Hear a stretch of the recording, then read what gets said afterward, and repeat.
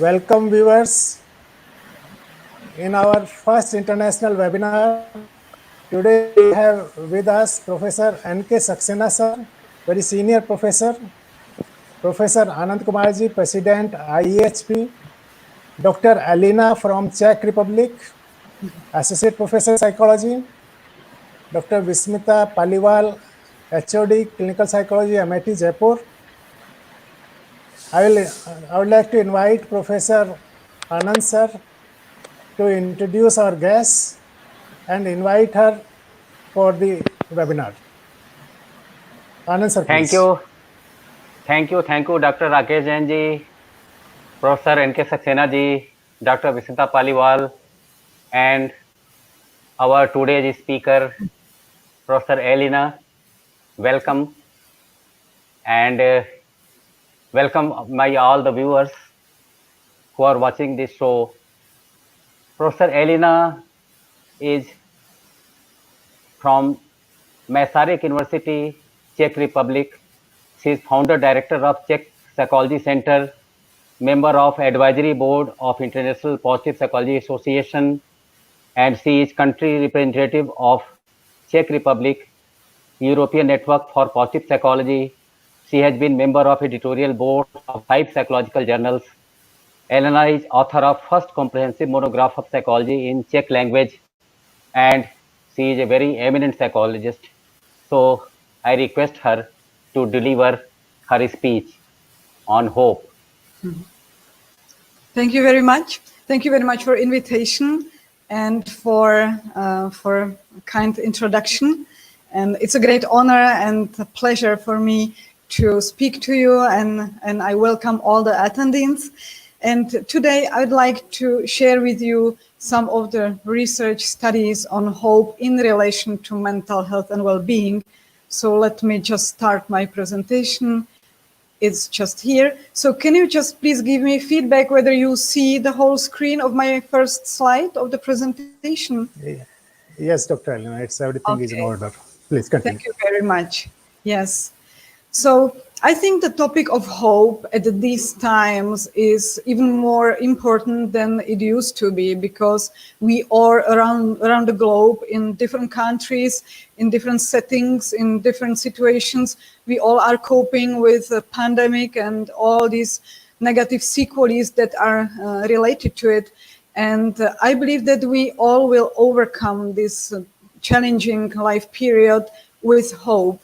And I believe that we should never lose hope, because there are so many scientific proofs that hope has protective role in our mental and physical health. So I've been involved in research on hope in last 10 to almost 10 years. And me and my colleagues and students at Masaryk University in Brno, Czech Republic, which is in Central Europe. So we've been exploring hope among different samples, such as children and students and adults and elder people, and also patients, and large samples of general populations across countries as well. And today I'd like to focus on hope in relation to health, because this is for Indian Association of Health Psychology, and it's a wonderful organization. Which is doing great activities and research. So I'm so proud that I can share a little from our side. Well, as regards hope, it's a vast and multi-dimensional phenomena. And Default and Martocchio, already in 1985, they distinguished 6 main dimensions of hope, such as affective, the feelings of hope and emotions of hope, or cognitive, in terms of cognitive, more optimistic thinking, or behavior, or affiliative dimension, which means that we are related to some also spiritual and transcendental world, and temporal, which has its time dimension, let's say, and all it's, of course, in relation with a specific context. So we can approach hope from many different angles. And as I come from the field of positive psychology, I would like briefly introduce four main perspectives on hope within positive psychology. And there is the predominant theory of hope called cognitive theory of hope, developed by Rick Snyder, prominent American psychologist, the author of the first monograph on hope, which title is Handbook of Hope, published in 2000. Hope can be also understood and researched as one of positive emotions, and there is a wonderful scientific work on power of positive emotions done by Barbara Fredrickson from United States. Some people are naturally hopeful, and maybe this is the reason why Chris Peterson and Marty Seligman, the leading persons of positive psychology science, they understand and describe hope as one of the character strengths, a positive personality trait. And of course, for many of us, hope has very important and significant transcendental aspect and can be understood as a transcendental phenomena. For example, George Weiland, the leader of Harvard study of successful development, he claims that hope can be understood as one of the spiritual emotions. And today we will talk about these transcendental aspects of hope, and we will also talk about the concept of perceived hope, which was recently developed by Swiss psychologist Dr. Andreas Kraft. So out of these perspectives, in our research, we have been focusing more on two main approaches to hope. And one of them is the dispositional hope, as already mentioned, developed by Snyder, which is more individualistic and cognitive approach to hope. And just, I guess some of you or many of you are familiar with this concept, so I will not go deeper. Just for those who don't know about it so much, so just let me emphasize or repeat that in this concept, cognitive theory of hope, there are three components of so-called hopeful thinking. And one very important one is goal, is the subject of our wishes and hopes. And those people who are higher in hope, so they are able to set appropriate, specific, and valuable goals, intrinsic goals that are in line with their own value system.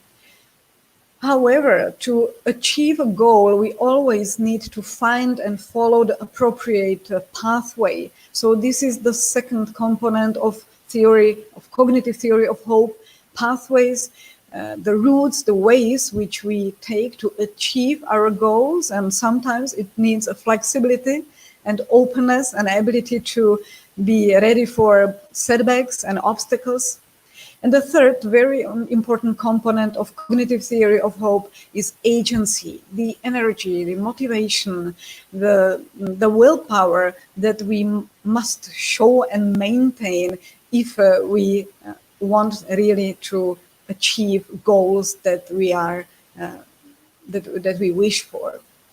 Well, so this is more about thinking, and this dispositional hope concerns more the goals that we set for ourselves and that we can, up to certain limit, under our control, so we can do something to achieve these goals. However, on the other side, sometimes we just hope for something which is not directly beyond, or which is not directly under our control. So example can be that our family member is ill. So yes, we can definitely use dispositional cognitive hope and think about the goals, what we can do for our beloved family member and how we can do it and keep motivated and so on.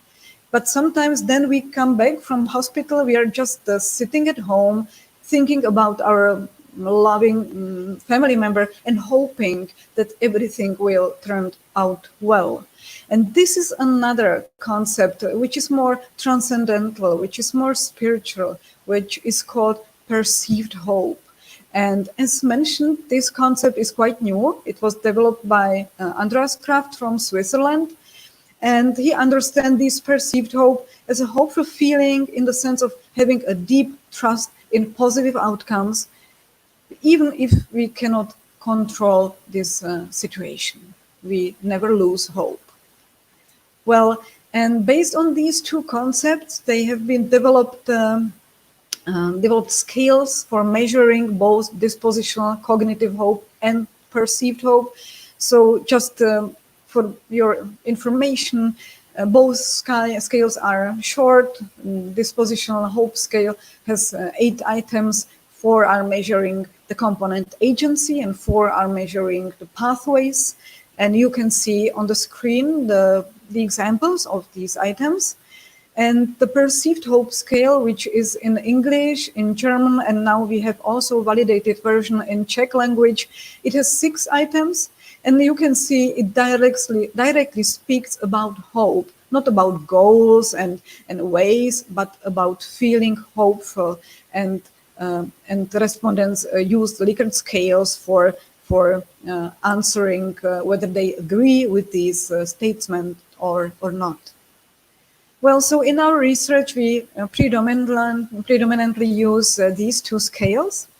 And we have been researching hope among children. And as we are talking about health today, so I would like to emphasize that not only we found out that those children who were able to think hopefully more than their peers were happier and they had more friends, but also they exercised more. They had more physical activities, which of course is tightly related to physical health. They also spent more time with parents and they had better academic achievement.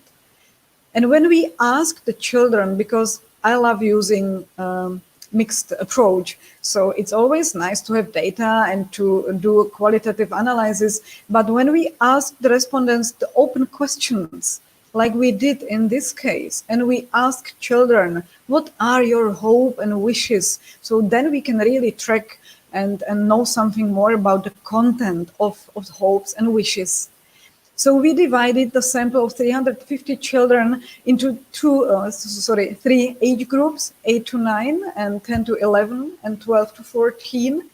There are categories of hopes and wishes that were given by children.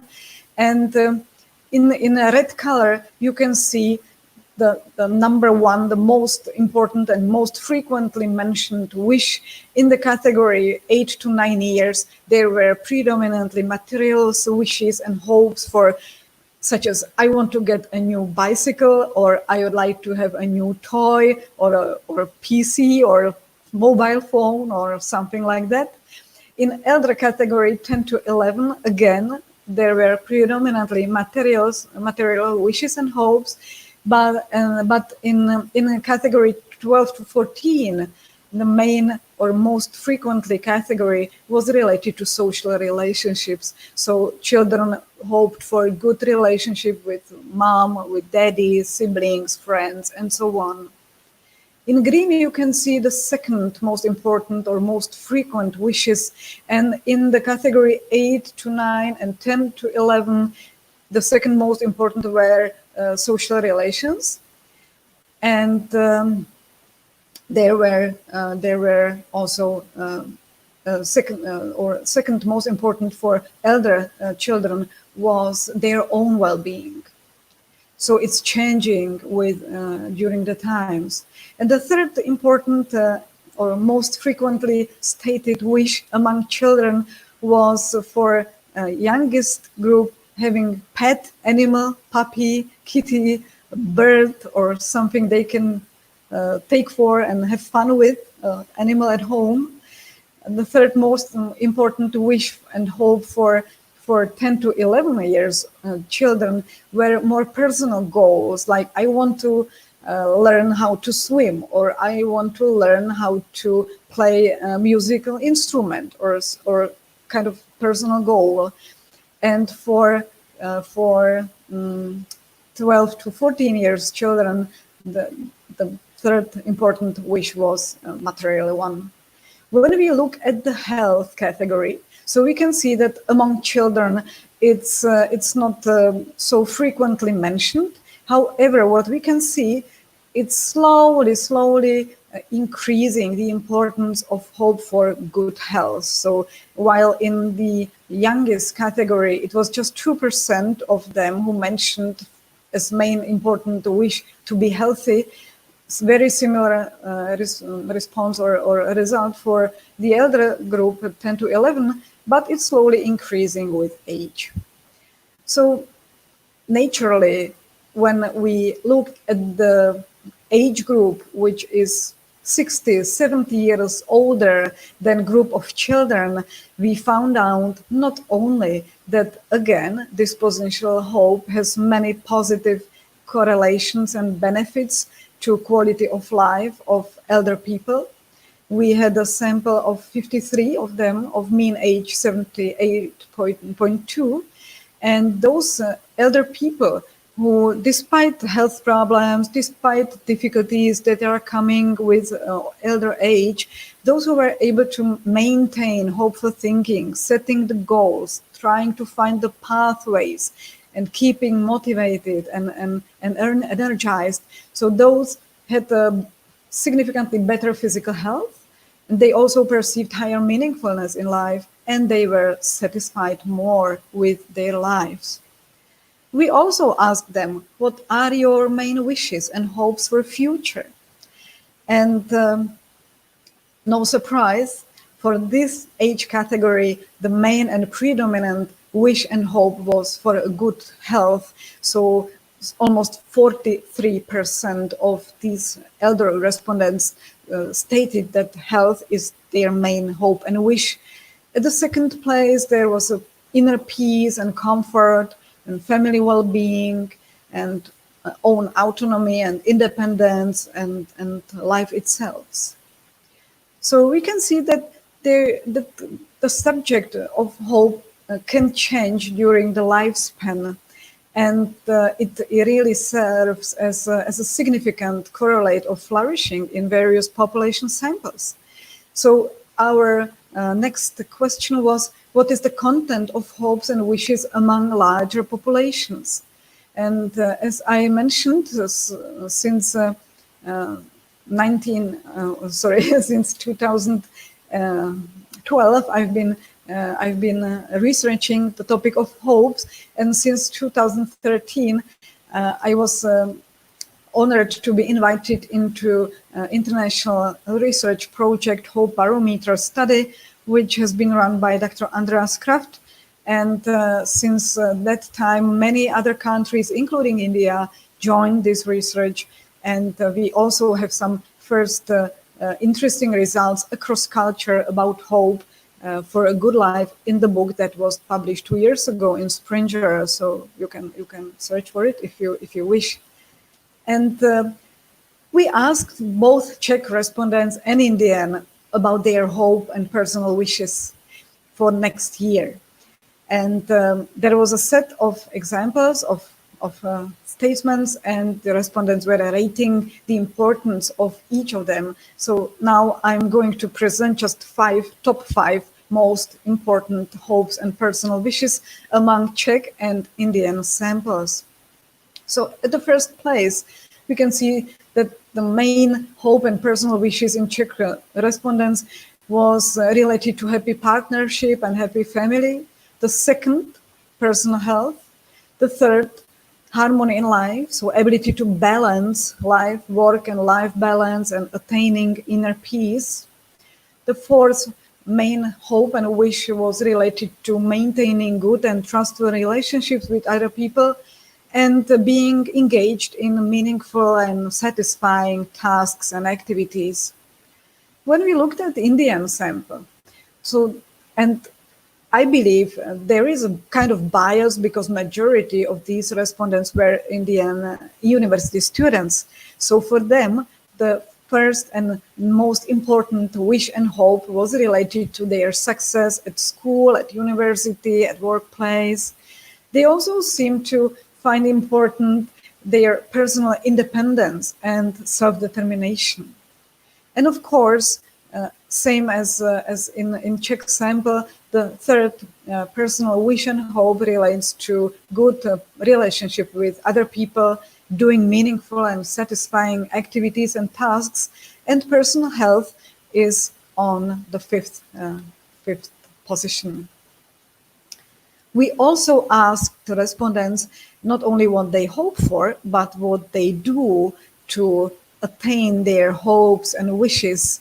And it's interesting to see that majority of our respondents, they really take this cognitive approach to hope. They did not say, I sit and wait until something happens.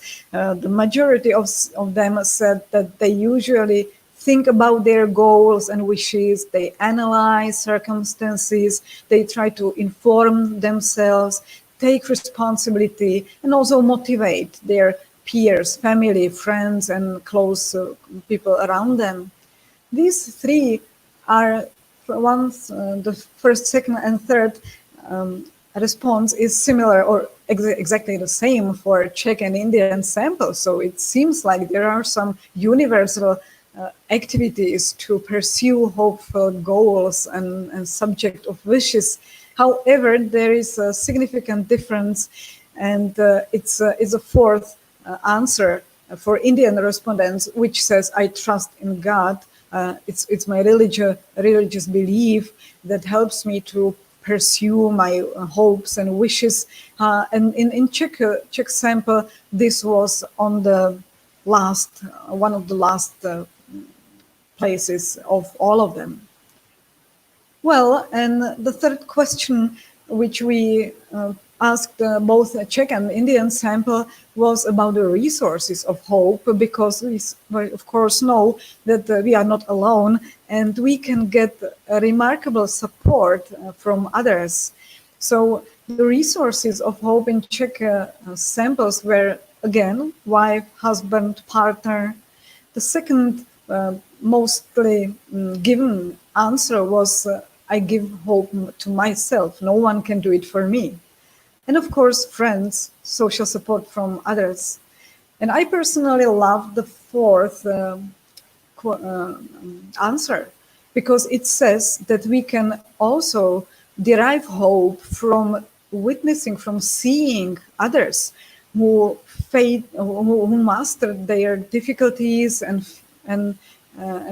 challenges in great manners, and who are able to cope with problems, and they can serve as an example and nourish our own hope. If he or she can do it, I can do it as well. And also hope which is transmitted from parents and grandparents.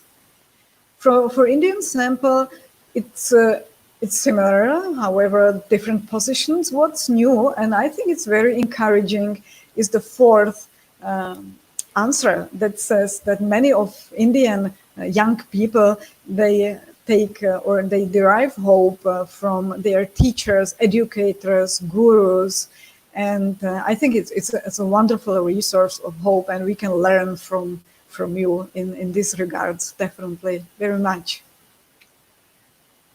Well, the next question, when we explored the content of hopes in samples, and it's interesting to see, as this hope barometer is a really international study. In this project now there are about 14 countries. When we look at the results and when we compare the answers to these three questions, like what you hope for, what do you do for attaining your goals and wishes, and who helps you. So it's very similar. So it seems that there are some universal strategies.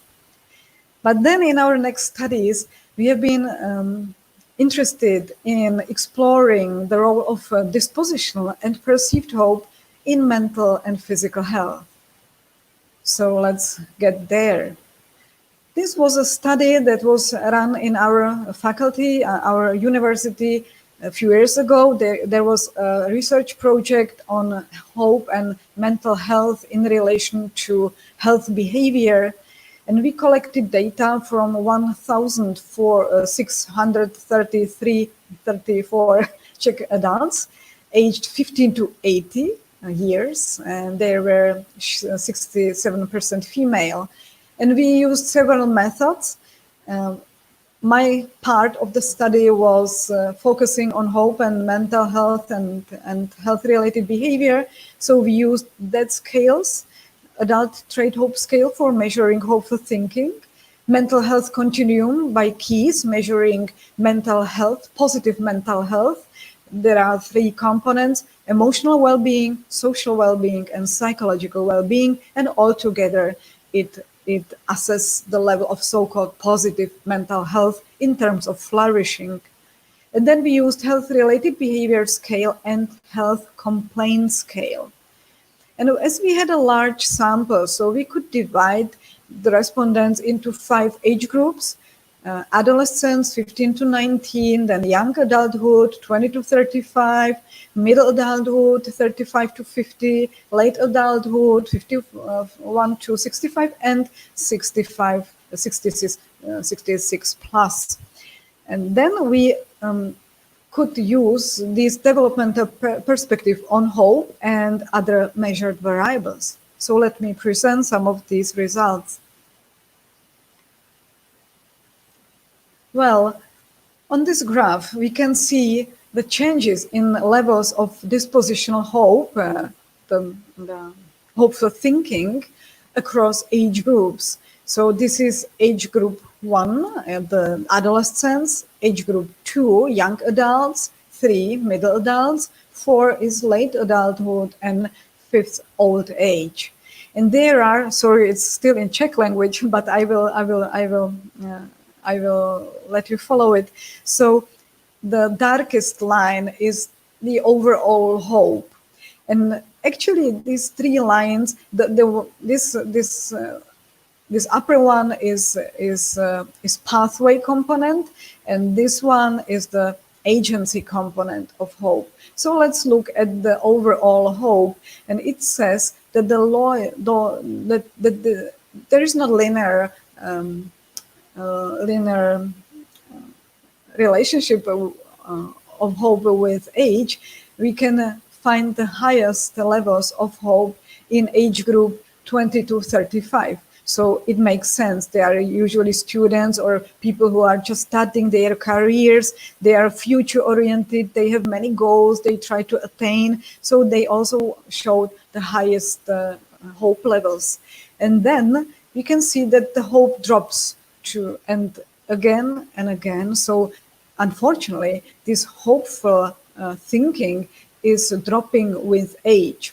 In other studies, we were measuring perceived hope, the hopeful feeling, and then it was interesting to see that the curve was quite opposite. So perceived hope is increasing with age because it's more related to broader, meaningful attitude to life. We also looked at changes in health complaints across age group because we gave a list of health problems, and the respondents, they ticked those problems they suffer from. And again, we can see that there is a U-curve. So the minimum or the smallest number of health complaints was in the age category 36 to 50. Actually, they reported less health problems than younger generations, adolescents and young adults. And then with age, naturally, the number or frequency of health problems and complaints is increasing. So let's remember this curve. So it's the lowest health problems, complaints in 36 to 50, then it's go up. Let's look at another result. And this is on changes in levels of health behavior across age groups. And this is really interesting because it clearly shows that older people are more health-related behavior they show. So let's say that the youngest generations, they really, in Czech Republic, obviously, they do not follow very healthy lifestyle. But with age, when there is increase of health problems, so people tend to care more about their health and they engage more in health-related behavior. And there were 5 factors of health-related behavior that we measured. Again, age groups: 1, the youngest; 2, the young adulthood; 3, middle adulthood; 4, late adulthood; 5, old age. And there are 5 factors. And it's interesting to see that, for example, this pink, it's lowest in adolescence and increases with age, and it's for daily, regular daily routine, like going to bed at the same time, getting out from the bed in the morning at the same time, taking food regularly, having regular daily routine. So it increases with age. As concerns this gray, again, very similar trend, and it's a trend of healthy diet. So while young adults and adolescents are not very good in keeping healthy diet, it increases with age. Then there is, what is it? Yeah, physical activity. That's interesting because it's quite scary. This is this line, and it goes directly to opposite direction. So young adults, adolescents, they have quite a lot of physical activities, and then it drops and drops and drops, and it decreases with age. And this, which does not change so much, is mental hygiene. It's how people use a relaxation technique or maintain their positive thinking, and it's quite equal during first 4 groups, and then it goes up with age. So I think these results are quite optimistic and hopeful, because it seems that we can do a lot for our health in terms of health behavior even in older age. And the results show that many people do so. They improve their diet, they improve their daily routine, they do not smoke and take alcohol so much. But unfortunately, there is still quite a problematic decrease of physical activity, which is tightly related to cardiovascular health. So I believe that this can be a basement for strategies that could more engage elder people in physical activities. Well, and as we also looked at the relationship between dispositional hope and positive mental health and health-related behavior and health complaints, the health problems, we can see that those respondents who were higher on dispositional hope, they also had significantly better positive mental health. They had higher frequency of health-related behavior, and they had slightly less health complaints. So to me, it again is it's a proof that hope can have many positive and beneficial relationships and effects on our both mental and physical health, and it can work also through health-related behavior. When we were looking at the differences between dispositional and perceived hope, the cognitive one and the more transcendental one, we tried to distinguish their role in both physical and mental health.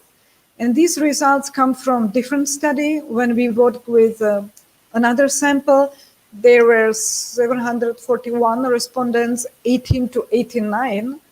And when we looked at the results, it shows that both types of hope, perceived hope, the transcendental one, and dispositional hope, the cognitive one, are independent predictors of physical health. However, the more important one is dispositional hope, so ability to take decision, set the goal, and do something for health. As concerns mental health, that was measured by scale assessing the level of anxiety and depression, we can see that there is a predominant role of perceived hope.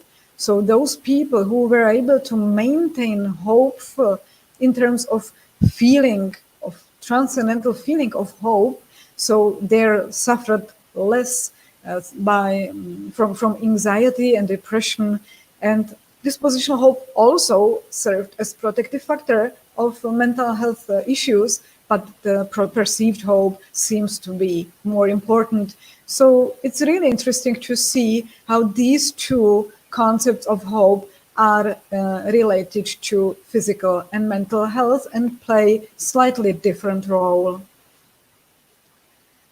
So just another proof or result shows that that both disposition and perceived hope were negatively correlated with depression, and when we used mediation analysis, so it revealed not only direct effect of dispositional hope on depression, but also indirect effect through perceived hope, which was even larger. So it says that not only we can keep hopeful thinking and thinking about right attainable goals and trying to do something, but if we also maintain this transcendental approach to hope, which is closely related to meaningfulness and spirituality, so this is something that has a very protective role against depression.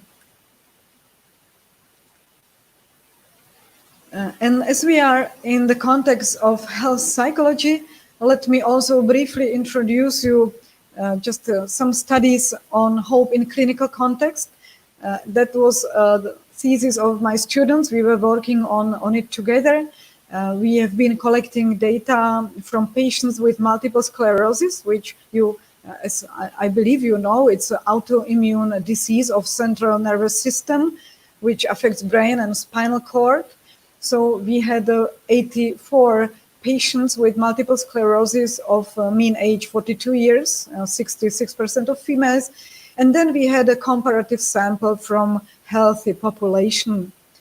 And we were measuring their dispositional cognitive hope and also the transcendental perceived hope. And that was interesting to see that as a result, there was no significant difference in levels of dispositional hope, in levels of ability to think hopefully between these two samples. But there was a significant difference in perceived hope. So those patients with multiple sclerosis, they scored significantly higher in perceived hope, because this was clearly related to their situation, coping with their disease, and maintaining hope was most probably one of the key of coping with this disease. And we also measured their self-efficacy, and again, both dispositional and perceived hope, they served as correlates of self-efficacy, which is related to coping with multiple sclerosis. And also in this study, we asked our respondents, our patients, what are their, or who or what helps them to maintain hope. They showed higher hope than healthy people. So what are their resources of hope? And the findings shows that predominantly it's a social support. And I think we all are aware of significant importance of social support for overcoming various kinds of health problems. And also in our study, it's family, partner. In 46% of respondents, these are the main resource persons for maintaining hope. Also friends, and keeping own positive attitude in terms of fighting with negative, pessimistic, catastrophic scenarios, and trying to keeping optimistic and positive approach, finding the good, small, positive things in life, and so on. And of course, some of them also take hope from medical doctors, from advanced treatment, And some of them also take, or their resource of hope comes from their hobbies or religious faith. So I think it's really important to know about these resources of hope, because whatever we can do for our clients or patients that help them to nourish their hope, obviously these are the most significant resources.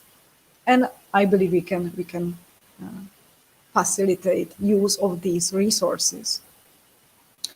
Well, let's slowly get to the end. And of course, hope is important not only in the context of health and well-being of healthy people or those who are suffering from some illness, but there are many interesting studies showing that hope has positive effect on success of medical care and ability of patients to cope with disease, not only multiple sclerosis, but also cancers. So there are many studies showing how important hope is in medical care.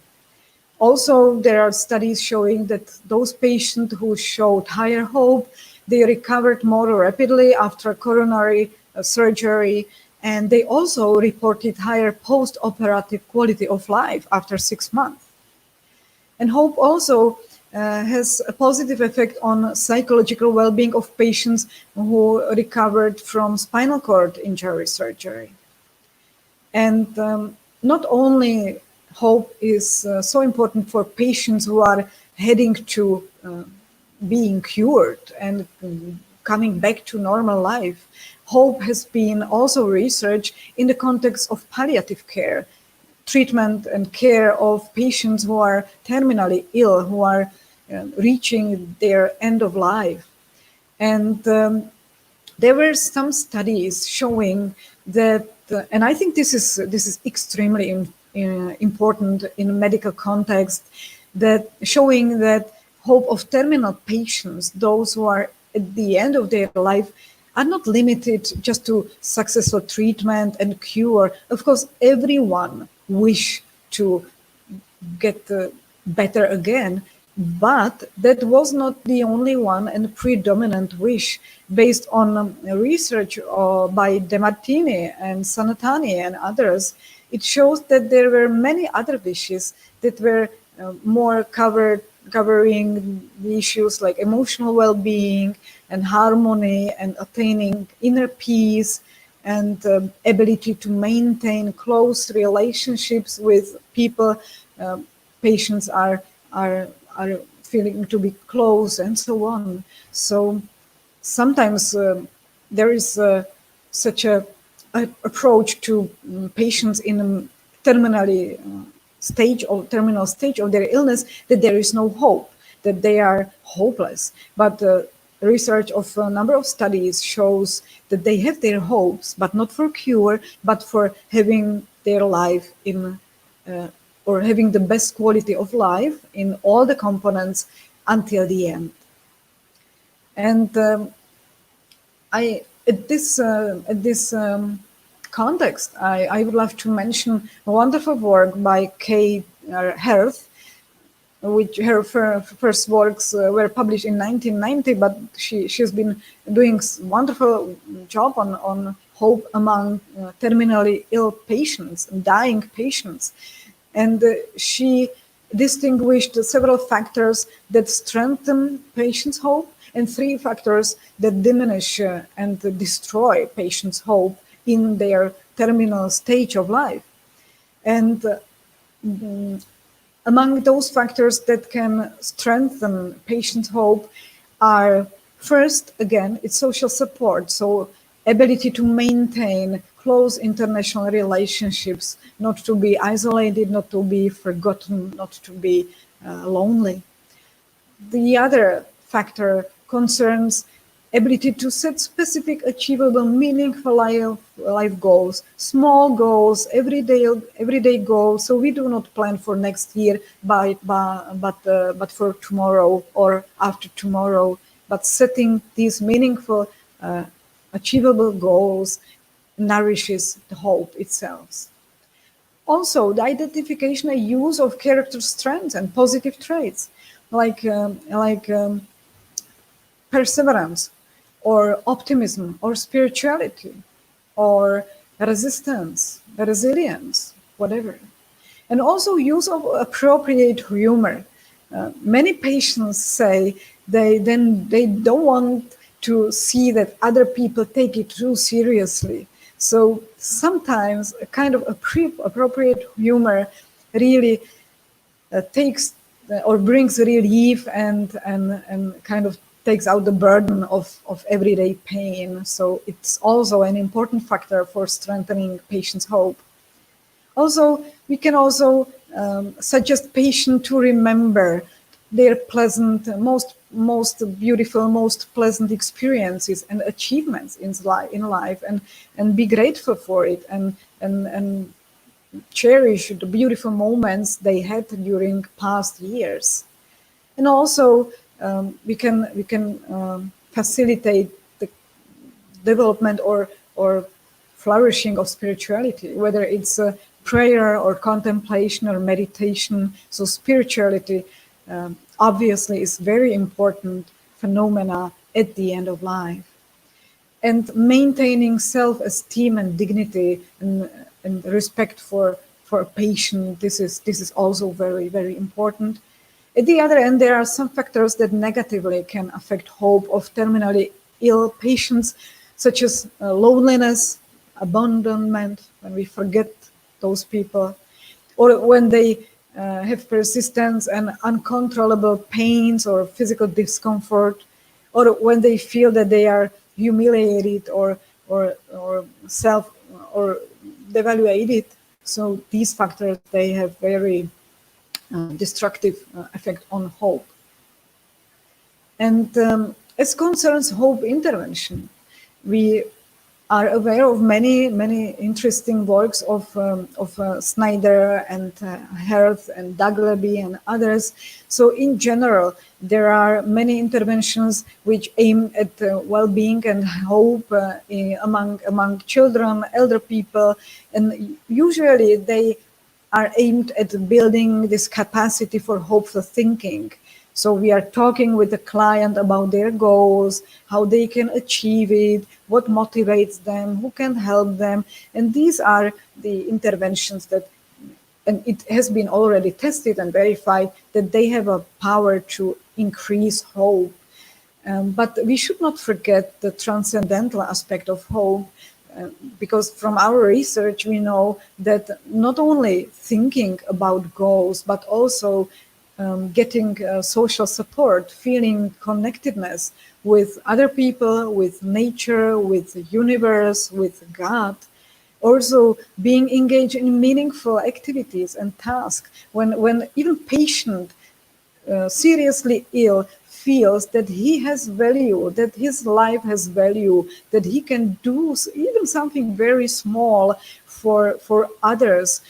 So this is also, and research shows that those people who are able or willing to do something for others, so it, as a side effect, increases their own level of hope. And of course, as mentioned already, spirituality, meditation, I will talk about it in a minute, a little bit more. And as concerns in a clinical setting, in health psychology settings, as concerns hope intervention, so I'd like to suggest you go for work by Kay Herth. She developed a hope intervention, which is the set of settings with chronically or terminally ill patients, and there are discussed goals and the resources of hope, and it's such a program that has been verified.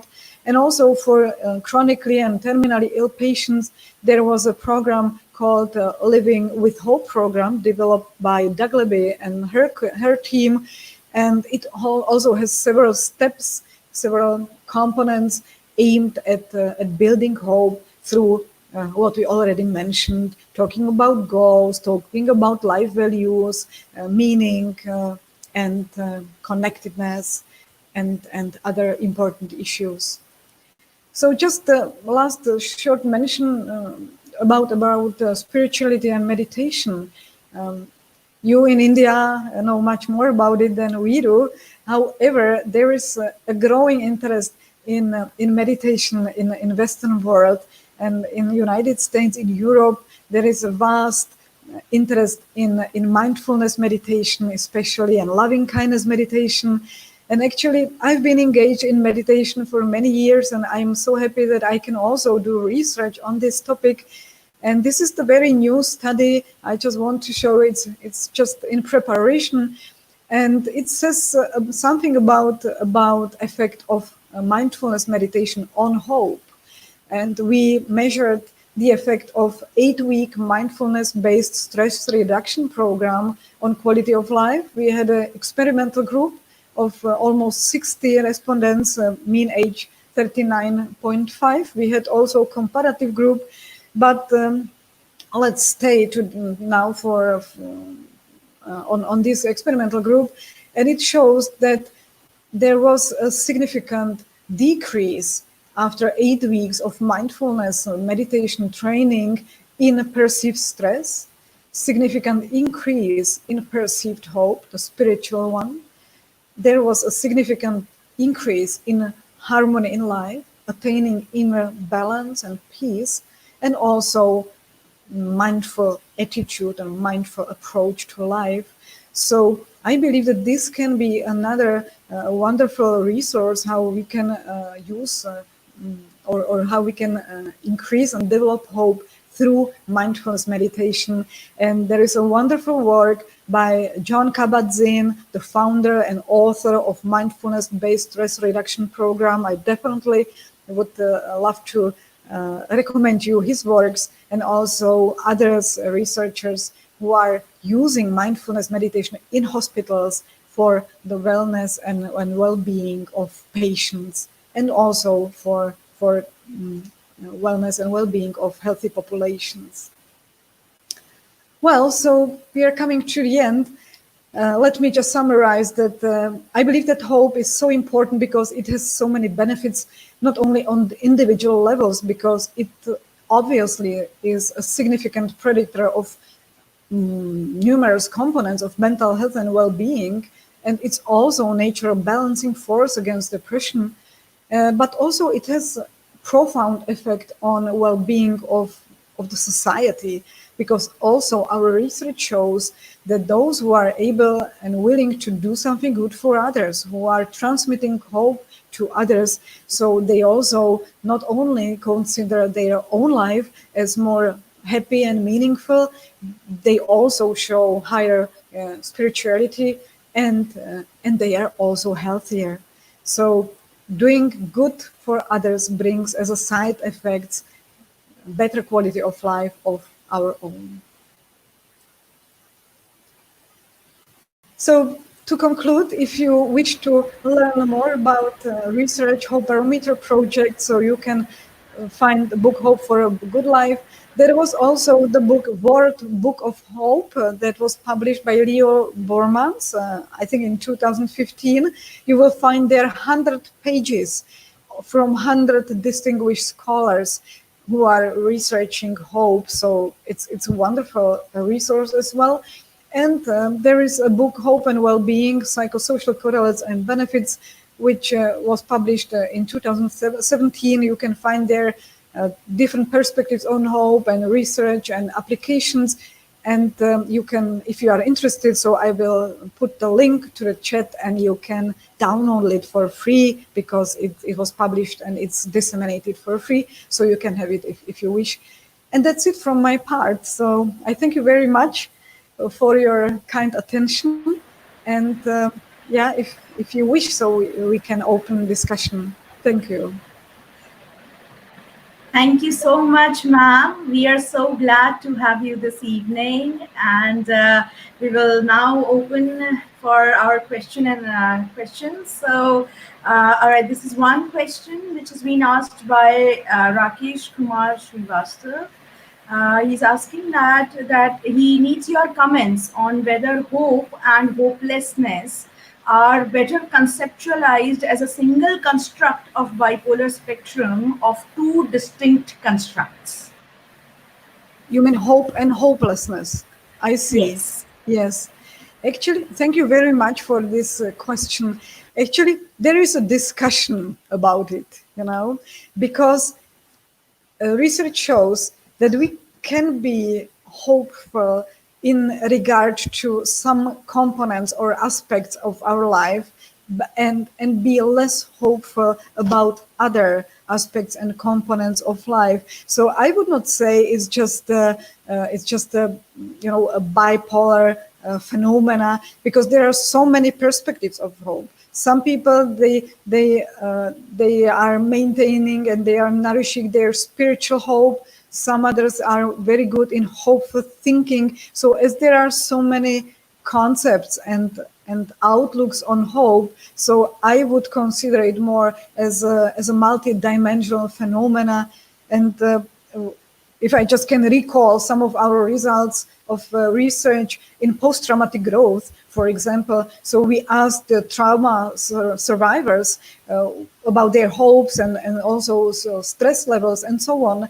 And there were some of them who were able to be hopeful about the future, but still anxious about or still struggling with some symptoms of PTSD. So it's quite a complicated phenomena, and I believe that it's wonderful that we can approach this from different angles, because we all are individuals with specific set of strengths, and to me it's more broad category, the multidimensional concept. Thank you. Yes. Furthermore, ma'am, regarding hope itself, Kitty Maheshwari is asking that what is a clear distinction between hope and perceived hope? Yes. Okay. So I can again. I can refer to the book, which, if you wish, I will be happy to share with you. Again, hope is a broad phenomena. There can be hope, dispositional hope, in terms of hopeful thinking, which involves these three components. Like, we must hope for something, so this is the object, the goal. We must take some routes to get there, and we must keep motivated. So if I just offer an example, so there can be a patient, let's say, who wants to recover from his illness, and he knows exactly what is his attainable specific goal, and it's become healthy again. But you cannot jump from illness to health. It's necessary to go step by step. So setting the appropriate specific goals, like, okay, so if I want to feel better after 1 week, so I should do some, if I can, some little exercise in bed if possible. So set some goal, and tomorrow I want to make first 3 steps out of bed, and after tomorrow I want to go to bathroom, something like that. So it's attainable, measurable goal, and we know how to do it, and we are motivated. So this thinking about what we want and how to get there, this is the cognitive dispositional hope. However, the perceived hope, this is the feeling. This is when the patient at the evening, at night, is lying in the bed full of worries and full of expectations, what could get complicated. And then he feels, no, there is hope. He can get some hope from praying, from meditating. He can get some hope from other people, from nurses, or taking phone call Yes. from Yes, family ma'am. members. So it's more about feeling that helps us to overcome situations which we cannot directly control, if it's clear. Definitely. But you can learn Definitely. more about it in literature. Yes. Yes, thank you. Thank you so much, ma'am. The next question which we have is from Harvinder Kaur Bedi. And the question is that during the quarantine, we need to be in hope. And what about the doctor-patient relationship where abandonment has occurred? How does the patient cope with it and maintain hope when such type of doctor-patient relationship has occurred? Yes.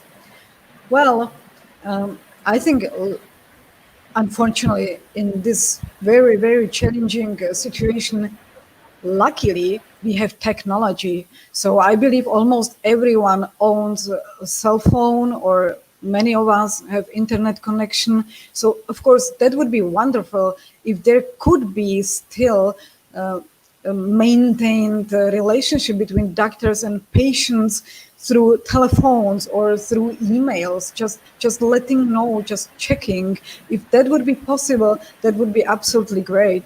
And there is a new trend in health psychology worldwide, which is called e-health, and this is the internet delivered interventions, and there are already some, and actually we at our university are working on application that works for patients who are struggling from cancer, and it's aimed for them to let them increase their well-being and cope with their stress. So I believe there is always the space, if it's possible technologically, if there is a phone and internet connection, use more these e-health interventions which are aimed at the well-being of patients, and I believe it will be possible to use them in India soon, or maybe it has been already, I don't know. But there are many apps also for free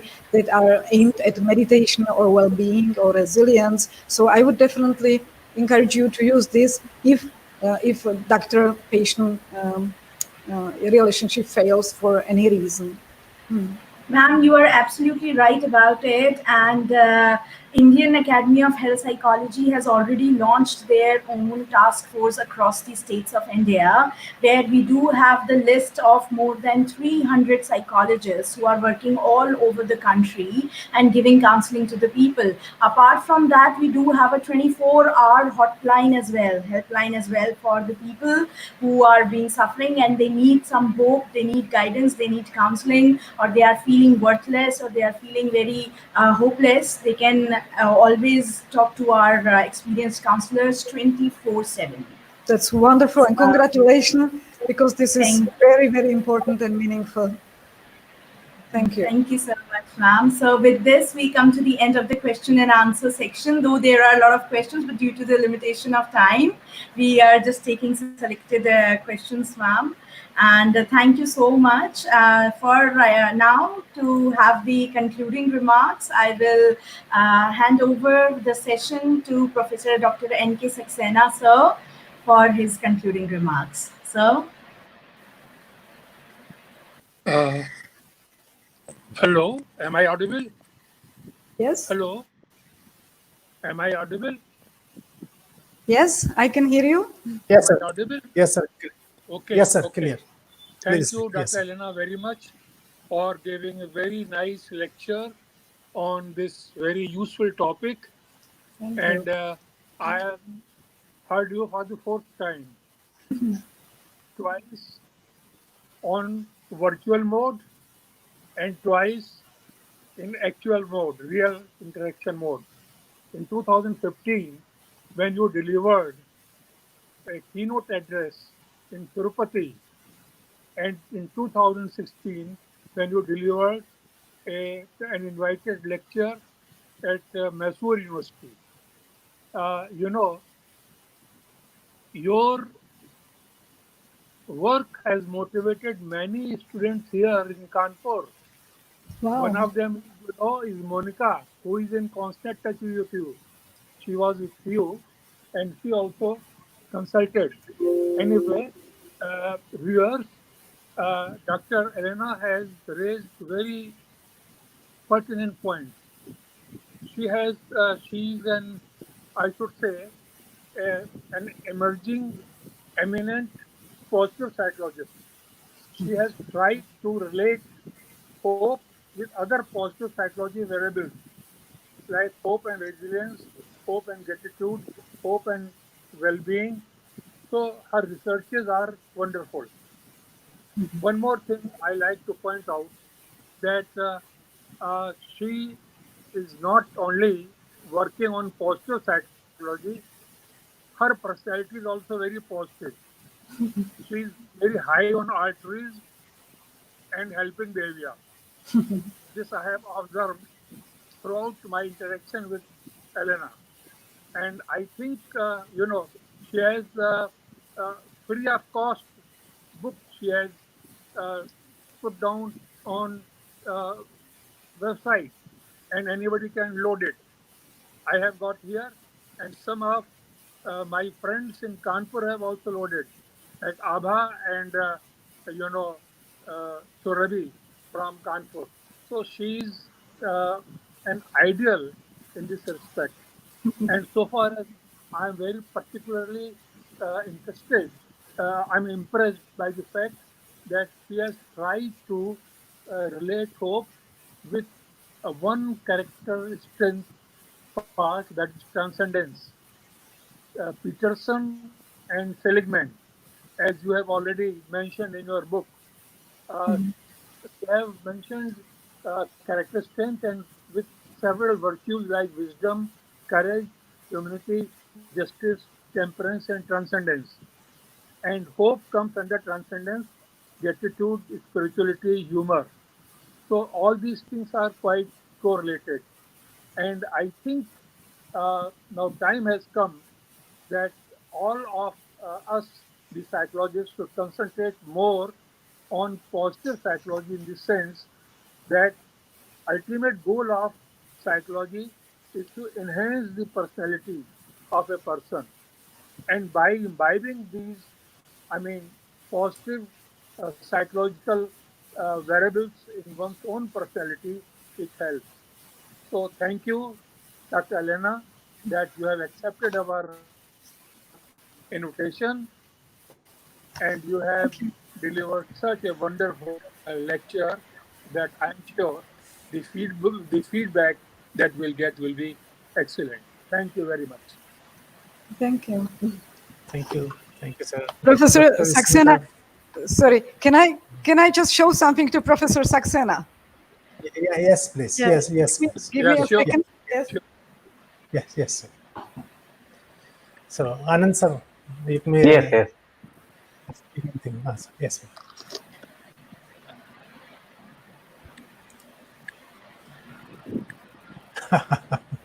University of Mysore. Okay, okay. Yeah.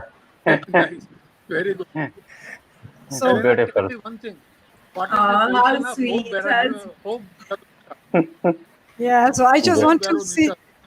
I just want to show you that I keep these souvenirs from Mysore and Tirupati very close to me always Okay, because okay. there were wonderful sessions, wonderful conferences, and it was such a pleasure to be there. So I have it here in my office, and whenever I look at it, so I'm back there with all of you. And I'm really grateful for this opportunity to connect with you through internet now. And I believe this is not the last opportunity to collaborate with you. So thank you very much. Okay, thank you so much. Anand, sir, thank you. Anand, sir, would you like to speak something? Anand, sir? Uh, yeah. Anand?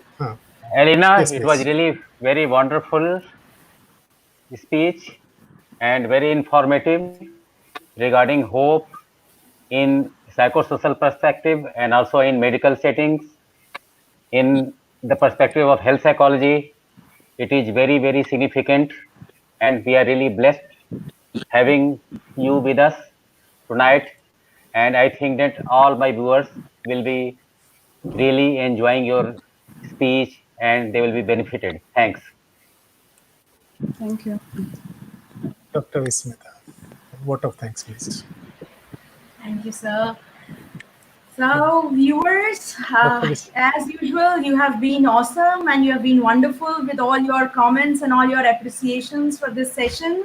First of all, I would like to thank our speaker of the evening, Alena ma'am, that she has been wonderful. The way she has talked about mindfulness and about the value of hope, and these things are actually very much needed in this time of ours. So, thank you so much, ma'am, for for giving us an insight into it and keeping us motivated to do our best. And obviously, ma'am, we are going to have a lot more sessions with you.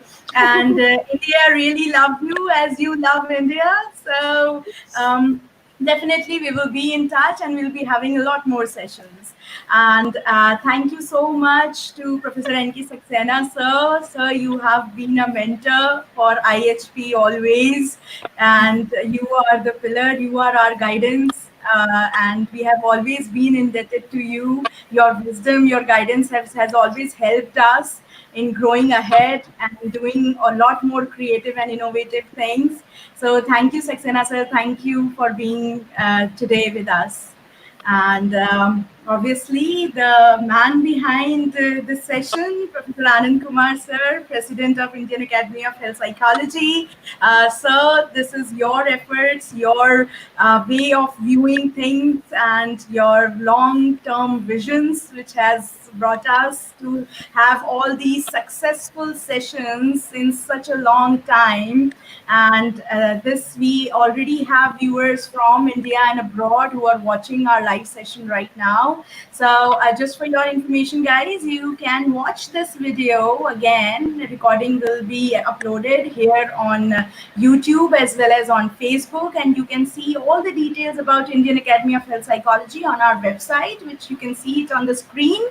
So do visit our websites and do also see our memberships and other offers which are available for our members. And we will definitely have a lot more sessions with a lot more panel discussions and a lot of variety of speakers coming for you, and keep just showering us love like this.